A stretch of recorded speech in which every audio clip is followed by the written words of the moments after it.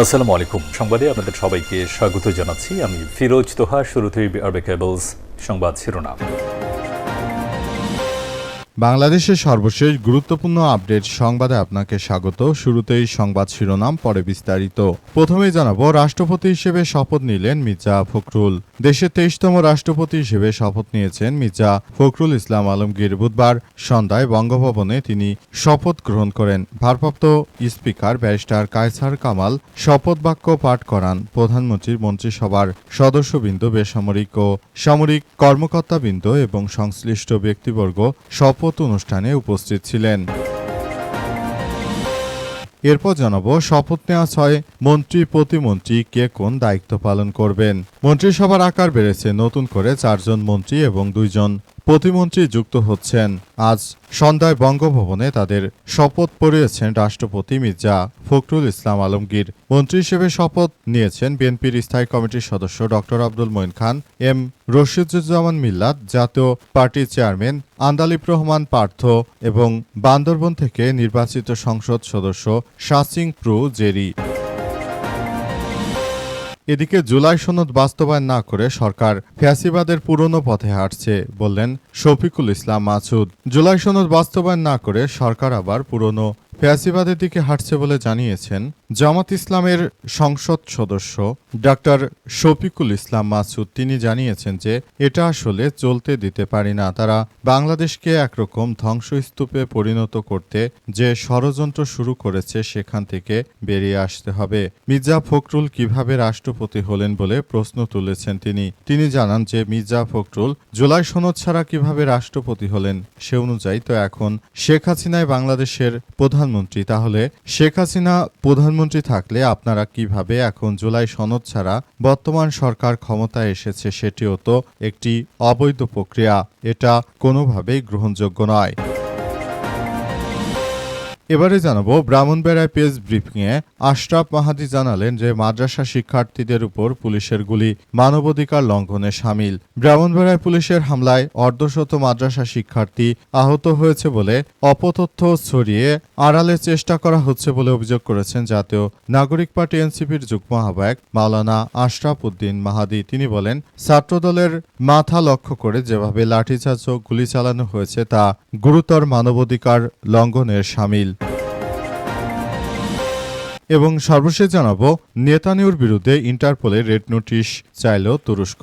এবার নেতানিয়াহুর বিরুদ্ধে খেপেছে তুরস্ক। তুরস্কের পক্ষ থেকে জানানো হয়েছে যে এই যুক্তরাষ্ট্রের সন্ত্রাসী প্রেসিডেন্টের কারণে মূলত ইসরায়েলের এই বেনিয়ামিন নেতানিয়াহু কুখ্যাত সন্ত্রাসী, তিনি মূলত এই ধরনের সন্ত্রাসী কার্যক্রম শুরু করতে পেরেছেন।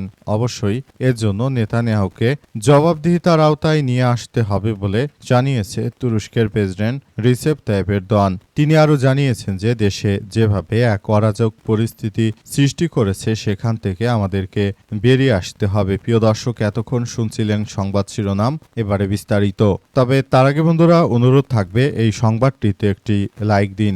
এই চ্যানেলে আপনি নতুন হয়ে থাকলে আমাদের সংবাদটি দেখতে দেখতে চ্যানেলটি সাবস্ক্রাইব করে রাখুন। কমেন্ট করে বন্ধুরা আপনার মূল্যবান মতামত জানিয়ে দিন আপনি বিশ্বের কোন দেশ থেকে বা বাংলাদেশের কোন স্থান থেকে আমাদের সংবাদটি দেখছেন এবং শুনছেন। আর বন্ধুরা, সংবাদটি আপনার সোশ্যাল মিডিয়া ফেসবুকে শেয়ার করে বন্ধুদেরও দেখার সুযোগ করে দিন। গাজা যুদ্ধে আপনি যদি নিরীহ ফিলিস্তিনিদের ভালোবেসে থাকেন বন্ধুরা, কমেন্টে ইয়েস লিখে পুরো বিশ্ববাসীকে আমাদের এই তাজা আপডেটটি দেখার সুযোগ করে দিন। এবারে বিস্তারিত। আর বন্ধুরা, দেখতেই থাকুন আমাদের এই লেটেস্ট আপডেট সংবাদ। রাষ্ট্রপতি হিসেবে শপথ নিলেন মির্জা ফখরুল। বাংলাদেশের 23তম রাষ্ট্রপতি হিসেবে শপথ নিয়েছেন বিএনপির সাবেক মহাসচিব মির্জা ফখরুল ইসলাম আলমগীর। আজ বাংলাদেশের ডেপুটি স্পিকার কায়সার কামাল তাকে শপথ পড়িয়েছেন। যেহেতু বাংলাদেশের প্রধান যিনি স্পিকার রয়েছেন হাফিজউদ্দিন আহমেদ, তিনি এই মুহূর্তে ভারপ্রাপ্ত রাষ্ট্রপতি হিসেবে দায়িত্ব গ্রহণ করেছেন। সুতরাং ভারপ্রাপ্ত রাষ্ট্রপতির কাছে কিন্তু তিনি শপথ নিতে পারেন না। সুতরাং ভারপ্রাপ্ত রাষ্ট্রপতির এই বিষয়টি বাদ দিয়ে তিনি মূলত এই শপথ আসলে গ্রহণ করেছেন ডেপুটি স্পিকারের কাছে। এই ঘটনায় নতুন করে আবারও দেশের মধ্যে যে ধরনের কার্যক্রম সৃষ্টি হয়েছে সেখান থেকে সবাইকে বেরিয়ে আসতে হবে। অবস্থা চলতে থাকলে নতুন করে সবকিছু সুন্দরভাবে গড়ে তোলার মধ্য দিয়ে সবাইকে এগিয়ে আসতে হবে। অবস্থা মধ্য দিয়ে বিএনপি নতুন করে সরকার গঠন করার পর তারা মূলত সব কার্যক্রম চালিয়ে যাচ্ছে। বিষয়টি সবার জন্য খুবই গুরুত্বপূর্ণ একটি বিষয় হিসেবে দাঁড়িয়েছে। বিএনপি এই মুহূর্তে মির্জা ফখরুল ইসলাম আলমগীরকে রাষ্ট্রপতি হিসেবে ঘোষণা করার মধ্য দিয়ে তারা আরও এক ধাপ এগিয়ে গেল। বিএনপির সরকারের সক্ষমতা আরও তারা বাড়িয়ে দিয়েছে। অবস্থায় মির্জা ফখরুল তিনি বাংলাদেশের 23তম রাষ্ট্রপতি হিসেবে দায়িত্ব গ্রহণ করার পরই বিএনপির মধ্যে খুশির আমেজ বইছে। আজ বঙ্গভবনে এই শপথ পড়ানোর অনুষ্ঠান শুরু হয়। সেখানে এরপরই রাষ্ট্রপতি হিসেবে ফখরুল ইসলাম আলমগীর তিনি মূলত এই রাষ্ট্রপতির কার্যালয়ে থাকছেন। নতুন করে তিনি বাংলাদেশের সবকিছু সুযোগ সুবিধা তিনি এখন রাষ্ট্রপতি হিসেবে গ্রহণ করতে শুরু করেছেন। শপথ নেওয়া 6 মন্ত্রী প্রতিমন্ত্রী কে কোন দায়িত্ব পাচ্ছেন। মন্ত্রিসভার আকার বেড়েছে। নতুন করে 4 জন মন্ত্রী ও 2 জন প্রতিমন্ত্রী যুক্ত করা হয়েছে। আজ বঙ্গভবনে তাদের শপথ পড়ান রাষ্ট্রপতি মির্জা ফখরুল ইসলাম আলমগীর। মন্ত্রী হিসেবে শপথ নিয়েছেন বিএনপির স্থায়ী কমিটির সদস্য ডক্টর আব্দুল মঈন খান, এম রশিদুজ্জামান মিল্লাত, জাতীয় পার্টির চেয়ারম্যান আন্দালিব রহমান পার্থ এবং বান্দরবন থেকে নির্বাচিত সংসদ সদস্য সাচিং প্রু জেরি। অন্যদিকে প্রতিমন্ত্রী হিসেবে শপথ নিয়েছেন হুমায়ুন কবির। তিনি প্রতিমন্ত্রী পদমর্যাদার প্রধানমন্ত্রীর উপদেষ্টা এবং গাইবান্ধা 4 আসনে সংসদ সদস্য মোহাম্মদ শামীম কায়সার লিংকন। নতুন 6 সদস্য যুক্ত হওয়ায় বর্তমান প্রধানমন্ত্রীর মন্ত্রিসভার সদস্য দায়িত্ব দাঁড়িয়েছে 53 জনে। এরই মধ্যে 28 জন মন্ত্রী এবং 25 জন প্রতিমন্ত্রী। নতুন দায়িত্ব পাওয়া 6 সদস্যের মধ্যে কে কোন মন্ত্রণালয় ও বিভাগে দায়িত্ব পাচ্ছেন তা নিয়ে আলোচনা সমালোচনা চলছে। নতুন করে আসলে কে কোন দায়িত্ব পাচ্ছেন সেসব বিষয় নিয়ে এখন পর্যন্ত চূড়ান্তভাবে কোনো বিষয় আসলে জানা যাচ্ছে না। বিষয়গুলো খুবই গুরুত্বপূর্ণ এক অধ্যায় হিসেবে দাঁড়িয়েছে। অবস্থা চলতে থাকলে আসলে বোঝা যাচ্ছে না কে কোন পরিষদের দায়িত্ব গ্রহণ করবেন। তবে আন্দালিব রহমান পার্থ তিনি হয়তো ভালো কোনো দায়িত্ব গ্রহণ করবেন। শফিকুল ইসলাম মাসুদ বললেন, জুলাই সনদ বাস্তবায়ন না করে সরকার ফ্যাসিবাদের পুরনো পথে হাঁটছে।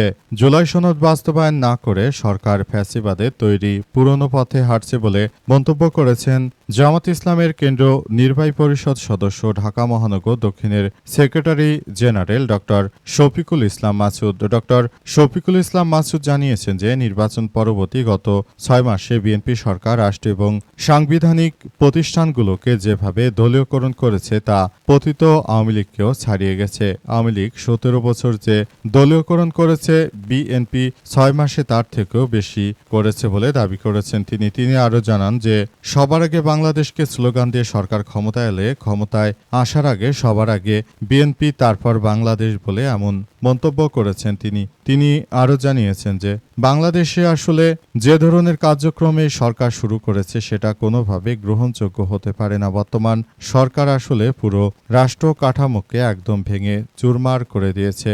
সরকার আসলে দেশটাকে ধ্বংসস্তূপে পরিণত করেছে বলে জানান তিনি। বাংলাদেশটাকে ধ্বংসস্তূপের একদম দ্বার প্রান্তে নিয়ে গেছে বর্তমান সরকার। অবস্থা চলতে থাকলে পুরো দেশটাকে একটি ভয়াবহ বিপর্যয়কর পরিস্থিতির মধ্যে চলে যেতে হবে বলে জানান তিনি। মাদ্রাসা শিক্ষার্থীদের উপর পুলিশের গুলি মানবাধিকার লঙ্ঘনের শামিল। ব্রাহ্মণবাড়িয়ায় প্রেস ব্রিফিংয়ে আশরাফ মাহাদি জানিয়েছেন যে মাদ্রাসা শিক্ষার্থীদের উপর পুলিশের গুলি মানবাধিকার লঙ্ঘনের শামিল। ব্রাহ্মণবাড়িয়ায় পুলিশের শিক্ষার্থীদের উপর হামলার ঘটনায় গভীর নিন্দা ও ক্ষোভ জানানো হয়েছে। এটি আসলে কোনোভাবেই গ্রহণযোগ্য হতে পারে না। নতুন করে ব্রাহ্মণবাড়িয়ায় পুলিশ লাইন্সে শিক্ষার্থীদের উপর মাদ্রাসা শিক্ষার্থীদের উপর যে ঘটনা ঘটেছে সেটি আসলে কোনোভাবেই গ্রহণযোগ্য হতে পারে না। পুরো বিষয়গুলো সবার জন্য খুবই এক দুর্ভাগ্যজনক ঘটনা হিসেবে আবির্ভূত হচ্ছে। দেশে অভ্যন্তরে এখন যে ধরনের ঘটনাগুলো ঘটছে সেটা আসলে কোনোভাবেই গ্রহণযোগ্য নয়। দেশটাকে যারা মগের মুলুকে পরিণত করতে চায় তাদের বিরুদ্ধে সবাইকে আরও বেশি সজাগ দৃষ্টি রাখতে হবে। দেশে যারাই এখন বিশৃঙ্খল পরিস্থিতি সৃষ্টির অপচেষ্টা করছে তাদের সবার বিরুদ্ধে আরও বেশি সচেষ্ট থাকা উচিত বলে মনে করছেন তারা। ব্রাহ্মণবাড়িয়ায় পুলিশের এসপি যিনি রয়েছেন তার নেতৃত্বে নাকি মাদ্রাসা শিক্ষার্থীদের উপর হামলা করা হয়েছে। তবে অপর পক্ষ থেকে জানা গেছে যে পুলিশ লাইনসের ভিতরে এই মাদ্রাসা শিক্ষার্থীরা কেন গিয়েছিল সেই বিষয়টি আসলে সবার সামনেই খুবই এক অগ্রহণযোগ্য ঘটনা হিসেবে দাঁড়িয়েছে।